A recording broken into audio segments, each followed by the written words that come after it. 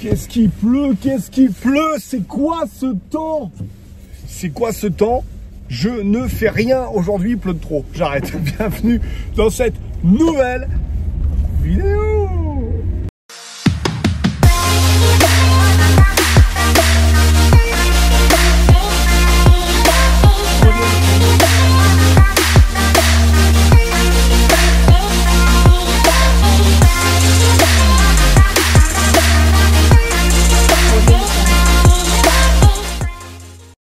Allez, on se retrouve dans cette vidéo. On va parler artisan ce matin, on va parler chantier, on va parler réunion, on va regarder tout ça ensemble.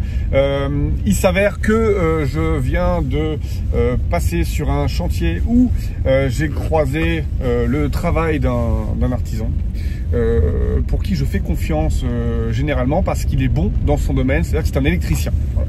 C'est un électricien et c'est quelqu'un qui est bon, qui fait du bon boulot. Je l'ai déjà fait travailler sur un lot de plusieurs appartements, il n'y avait aucun problème.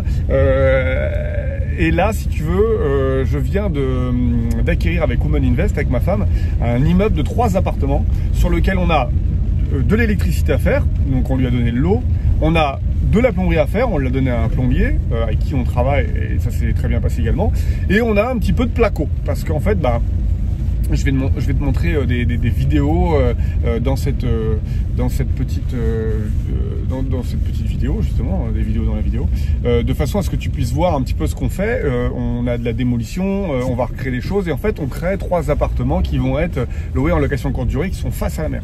Donc ça va être loué fort, donc il faut créer des concepts. Donc il y a un concept où on aura un appartement où ce sera tout cuir et bois, un autre où ce sera tout blanc et un autre où ce sera tout moderne et design. Voilà, donc c'est 3 univers complètement différents sur lesquels il faut repenser un petit peu les pièces. Il n'y a pas grand chose, on a prévu 40 000 € de travaux, mais en tout cas il faut faire les choses.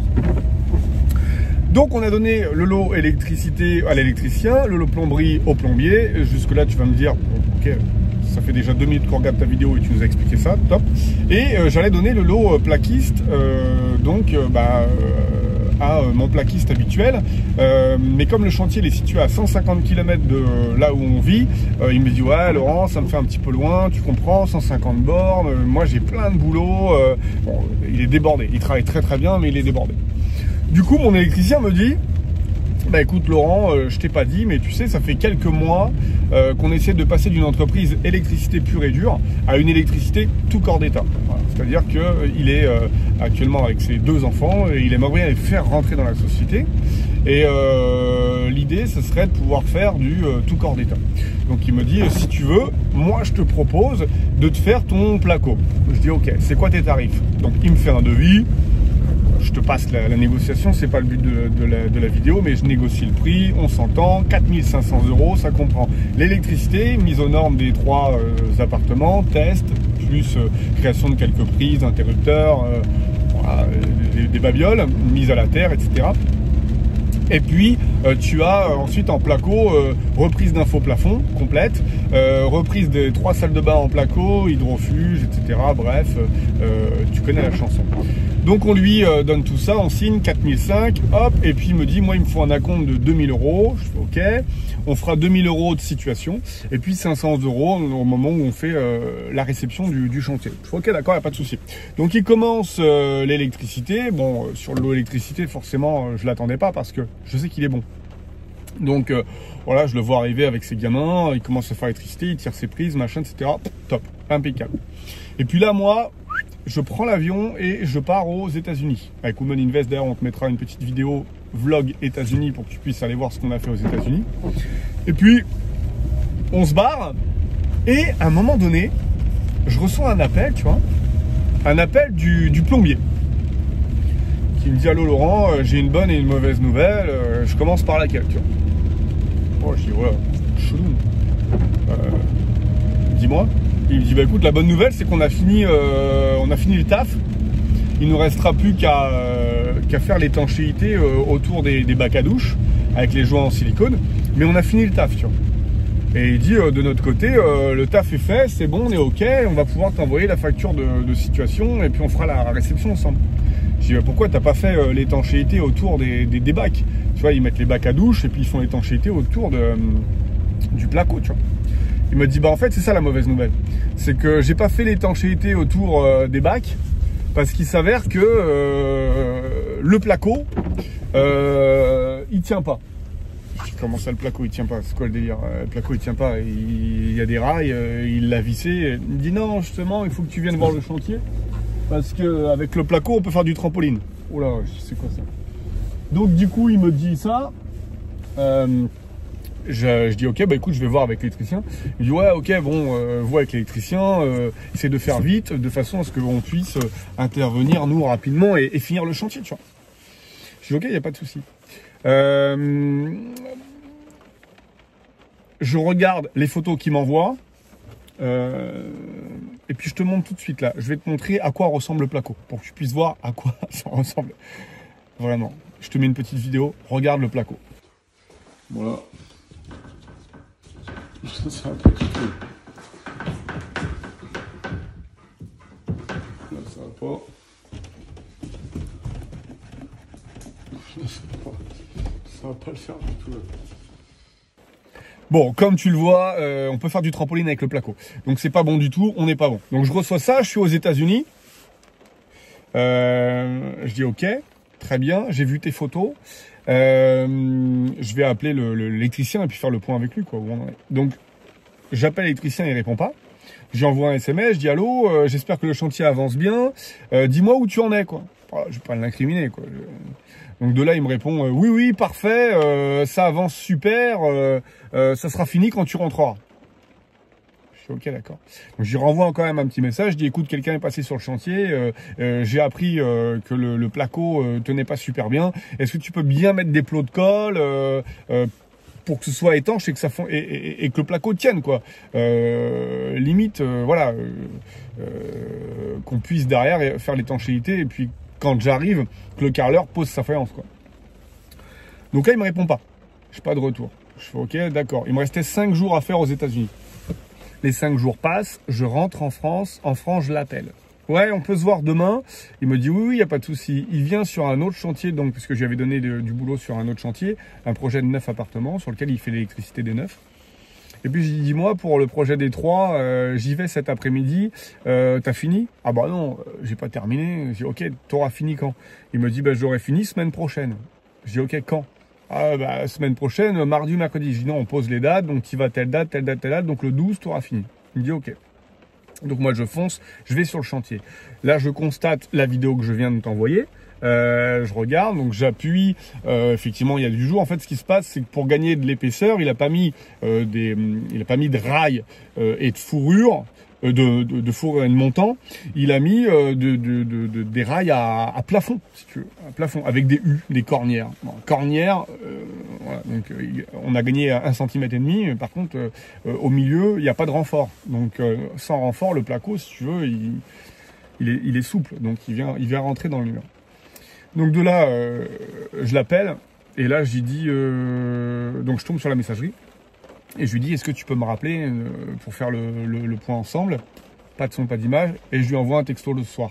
Donc hier soir, je lui envoie un SMS et je lui dis écoute, pour le placo oublie, on arrête là, on arrête les dégâts et l'électricité finit et on fait la réception demain. Ce matin, j'essaie de le rappeler, ça répond pas, j'y renvoie un message, j'ai dit écoute, est-ce que tu peux me confirmer que tu as bien eu mon message parce qu'il faut que tu arrêtes le placo, on arrête là. Là, il me rappelle, je décroche, il me dit oui, qu'est-ce qui se passe? Je dis bah écoute, le placo, on fait du trampoline. Ah mais non, mais ça, je vais mettre de la mousse polyuréthane, je vais le... Bon, arrête là. Je dis écoute, tu me factureras si tu veux le placo, mais je dis par contre, t'arrêtes là, parce que là, on n'est pas du tout dans les règles, quoi. Ça, donc bon, il était un peu étonné, soi-disant, mais en plus, il m'a dit ok, j'arrête là, et puis je finis l'électricité. Donc je me retrouve avec un chantier où le boulot n'est pas fait dans les normes, où j'ai pris du retard sur le chantier. Il doit être fini dans 3 semaines le chantier. Hein. Et il faut que je dépose tout le placo. Comment je réagis à ça? Comment j'organise la suite? Qu'est-ce que je fais? Je vais constater les dégâts. C'est-à-dire que je vais constater avec la nouvelle entreprise que j'ai mentionnée qui démarre lundi sur le fait du boulot qu'il y a à faire. 2, je vais lui demander ses factures d'achat et pas la facture qu'il va me faire à moi. Il est hors de question qu'il me prenne de la marge sur les matériaux. Donc je vais lui demander ses factures d'achat de matériaux. placo, rail, four, etc. Et j'y rembourserai ses factures d'achat. Il ne fera pas de marge dessus. 3, il n'y aura pas du tout de facture sur la main d'œuvre. Il est hors de question que je paye quelqu'un qui m'a fait retarder mon chantier. C'est hors de question. S'il n'est pas d'accord avec moi, on va le voir juste après. Donc 3, hors de question de faire de la pause. 4, je lui ai demandé qu'il me termine rapidement l'électricité pour qu'on fasse la réception du chantier. Alors, il accepte, tant mieux, on avance et je travaillerai plus avec lui sur d'autres chantiers. Il accepte pas. C'est-à-dire qu'il me dit non, ben moi je suis désolé, j'ai travaillé et je veux être payé. Ok, pas de problème. Donc de là, ce qu'on va faire, c'est qu'on va faire constater par un huissier les travaux qui n'ont pas été faits ou les travaux qui ont été réalisés dans un premier temps. Si on n'a pas le temps, ce qu'on fait, c'est qu'on prend des photos. Moi, j'ai pris actuellement les photos des malfaçons de façon à pouvoir les prouver. Parce que l'idée, c'est que le chantier l'avance également. Donc là, j'ai pris en photo, j'ai pris en vidéo mousse polyuréthane, un mur qui a été fait avec 17 chutes de placo. Il m'a fait un puzzle, le mec. C'est tombé. Le fait que quand tu appuies, tu l'as vu, voilà, ce qu'il m'a quand même dit au téléphone, c'est la faïence qui va faire la solidité du mur, quoi. Voilà. Genre, le support n'est pas fixé, mais avec ce que tu vas mettre dessus, forcément, voilà, c'est comme si tu montais un mur sur un trampoline. Tu vois, tu montes un mur sur un trampoline, donc le mur il va être droit et il va tenir le tout. Maintenant, le support, la base, les fondations, c'est ce qu'il y a de plus important. Tu peux mettre ce que tu veux sur quelque chose qui est souple, ça restera souple. Donc ça, je lui ai prouvé. Donc soit il accepte de ne pas être payé pour la main d'œuvre, ou alors il n'accepte pas, auquel cas, cette fois-ci, je ferai constater par un huissier les photos et les vidéos que j'ai prises. Voilà. Ensuite, il s'arrête là. Et ce que je vais faire également, c'est que je vais lui déduire les frais, parce que je fais venir des plaquistes. Donc du coup, il me demande de dormir à l'hôtel pendant 3 nuits. Je lui déduirai les 3 nuits sur les prochaines factures. Alors, ce qui fait que je suis en position de force sur ce chantier. 1. J'arrête l'hémorragie le plus tôt possible. C'est-à-dire que avoir un problème sur un chantier, c'est pas grave. Hein. Il m'a fait du caca, mais on vient de s'en rendre compte. Donc c'est un petit caca. Donc ce qu'il faut, c'est arrêter l'hémorragie de façon à ce que ça ne devienne pas un très gros caca. Tu vois, c'est comme toi quand t'es malade. Quand t'es malade, tu vas aux toilettes, tu te rends compte que tu fais caca mou. Tu vois. Et ben ce que tu vas faire, c'est que tu vas manger des pâtes, tu vas manger du riz, tu vas manger des pommes de terre, pour que très vite ça se remette et que t'arrives pas au bout de 2 jours à avoir une chiasse qui est pas possible, qui fait que t'es obligé de changer tes toilettes. Tu vois. C'est exactement la même chose. Donc, on arrête, on stoppe tout de suite le chantier et il n'y a pas de discussion. Allô, je suis passé, ça va pas, on arrête. Vous êtes le maître d'œuvre. Dans maître d'œuvre, il y a maître, c'est vous qui dirigez, vous arrêtez votre chantier. 2, solution de repli, très vite, vous cherchez, si vous n'avez pas, ou vous prenez ce que vous connaissez pour faire les travaux de façon à reprendre. Et 3, le plus important de tout, les conditions financières étaient 4 500 €, 2 000 € d'acompte, 2 000 € en situation, 500 € en fin de chantier. Les 2 000 € d'acompte, je les ai pas encore donnés parce que je suis parti aux États-Unis, ce qui veut dire qu'aujourd'hui, je suis en position de force. Il a travaillé, il est en train de finir l'électricité, il a commencé le placo, il a fait de la merde, ça c'est sûr, mais l'électricité est terminée, elle est faite. Ce qui veut dire que moi, aujourd'hui, j'ai la possibilité de pouvoir lui dire non, moi je paye tant. C'est moi qui décide. Si j'avais payé l'acompte et la situation, on était sur un chantier qui était soldé à 4 000 € sur 500 €. Qu'est-ce que fait l'artisan ? Il part, on n'entend plus parler de rien et on a gagné que 500 € sur l'affaire et il faut payer un autre artisan qui va nous demander peut-être 2 ou 3 000 € pour finir le chantier. Donc ce qui veut dire qu'aujourd'hui, vous devez maîtriser vos conditions de vente. Je vous le dis toujours. Vos conditions de paiement, je vous le dis toujours. Vos conditions de chantier. Votre suivi, c'est à vous de le réaliser. Un bon chantier est un chantier qui est suivi par son maître d'œuvre parce que les artisans sauront ce qu'ils doivent faire, où est-ce qu'ils vont, comment ils doivent s'y prendre, qui fait quoi et comment ils sont payés. C'est très important de le comprendre.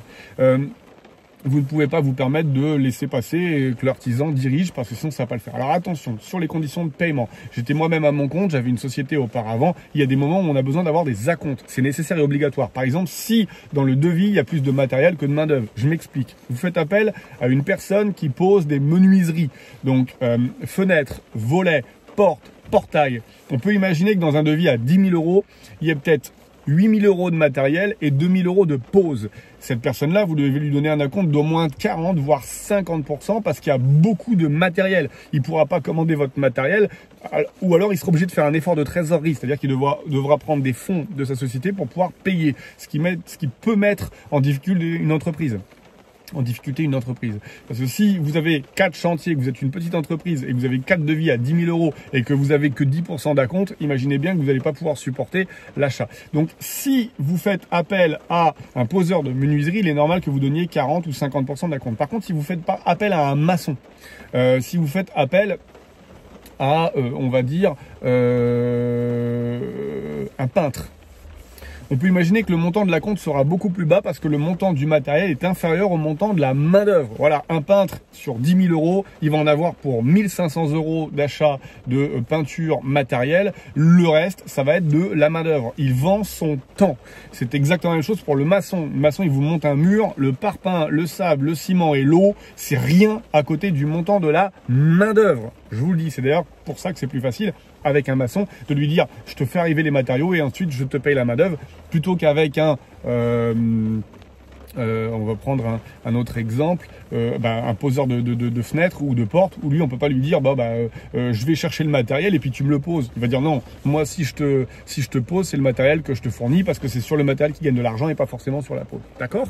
Donc ça c'est important de le comprendre. Là dans mon cas, dans ma situation, j'ai payé 0 sur un chantier à 4005, ce qui fait qu'aujourd'hui j'ai les pleins pouvoirs. Alors, je ne suis pas là pour dire il ne faut pas payer les artisans. Loin de moi cette idée. J'ai eu une société, j'étais dans le bâtiment, je l'ai revendue, je sais ce que c'est. Il faut que tout le monde puisse vivre. Mais il faut que tout le monde puisse vivre et que tout le monde fasse du bon boulot. Moi, il faut que mon chantier soit fait. L'artisan, il faut qu'il fasse du bon travail. Si l'artisan fait du mauvais travail, alors il y a un des deux qui a failli. Donc le deuxième doit pouvoir lui dire t'as failli, donc je te paye pas autant. D'accord? Ça, c'est vraiment très important de le comprendre de façon à pas se faire avoir. Alors, pour tous ceux qui pourraient dire « Ah, super, il s'est fait avoir sur un chantier, la honte, un artisan !»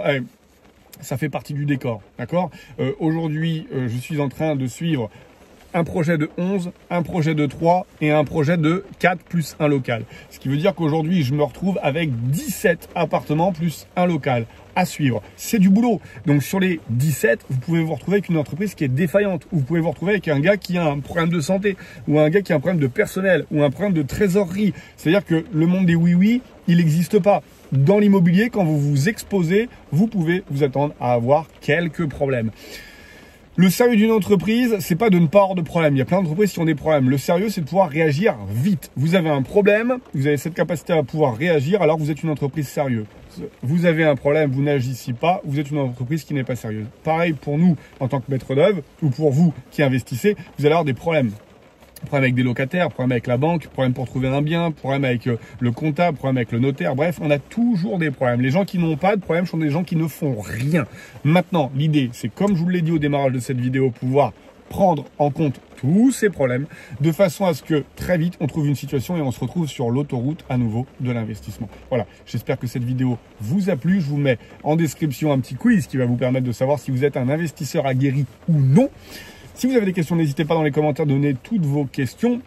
Je vous invite à vous abonner à cette chaîne et activer la petite cloche si ce n'est pas encore fait pour recevoir toutes ces vidéos et suivre cette vie d'investisseur que l'on vit avec ma femme, Woman Invest.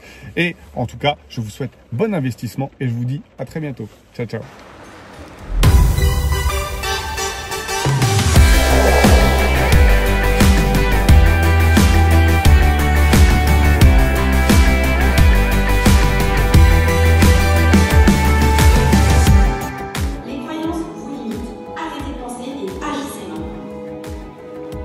Totalement novice dans le domaine et ça me permet d'améliorer mes compétences immobilières, voilà, de découvrir un petit peu ce qui se fait et sur quoi je pourrais partir moi quand je vais commencer à investir dans l'immobilier. On ressent vraiment qu'ils ont envie de nous aider et c'est vraiment quelque chose qui m'a plu aussi dans leur formation.